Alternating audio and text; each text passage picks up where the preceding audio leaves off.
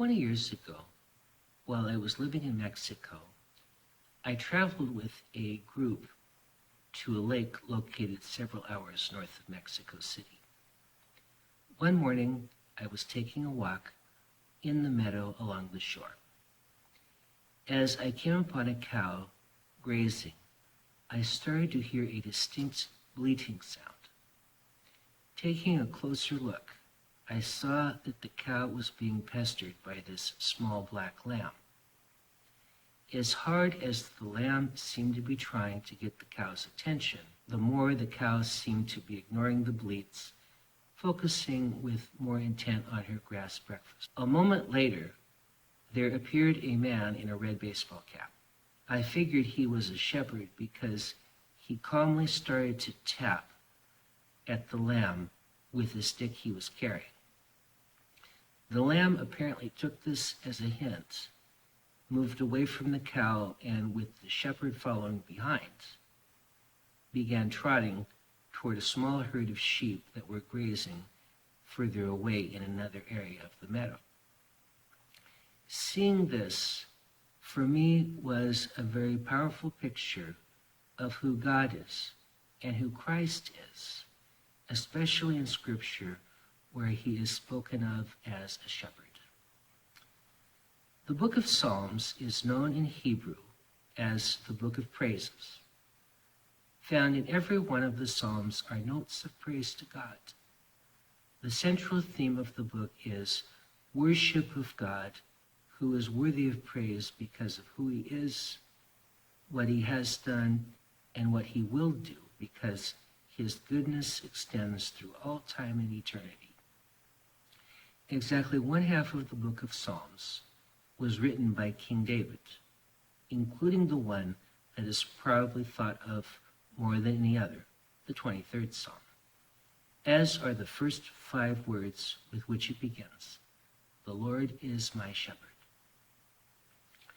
Of all animals mentioned in Scripture, the sheep is the one that receives more attention than any other.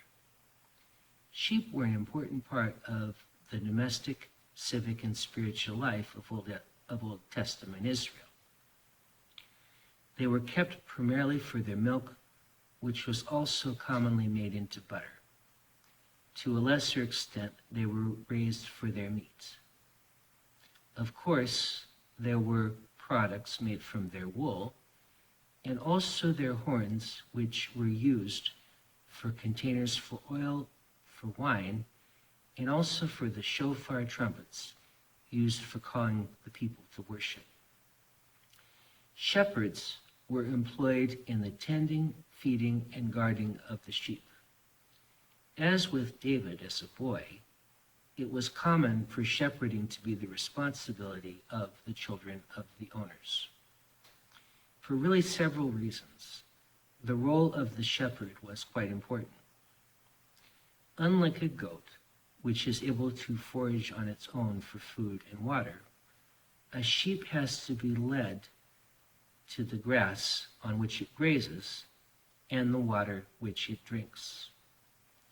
When the grass in one pasture ran out, it was the shepherd who had to move the sheep to the next pasture, and who also had to know which pasture had the closest streams and wells nearby.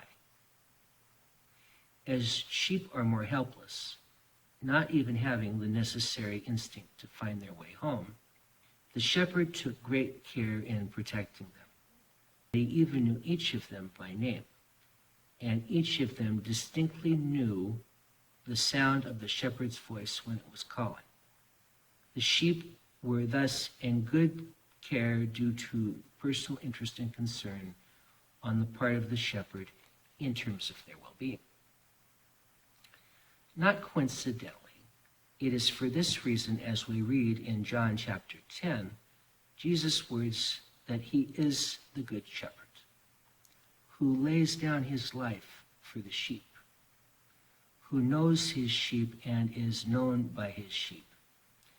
It also why he speaks in John 18:12 of the shepherd who leaves 99 of the 100 sheep in the fold to go look for the one who wandered off, of which I was reminded when I saw what I saw by the lake in Mexico.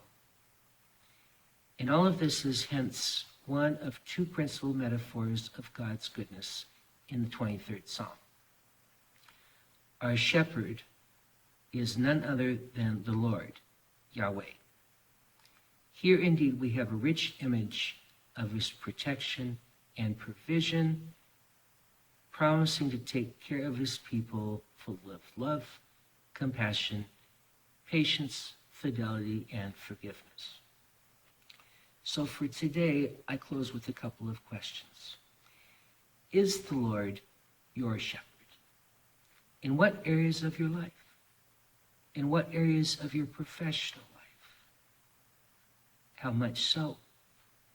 Especially if you ever feel under pressure to produce quality results, and yet, for one reason or another, you also feel limited by factors beyond your control, influencing how those results actually turn out.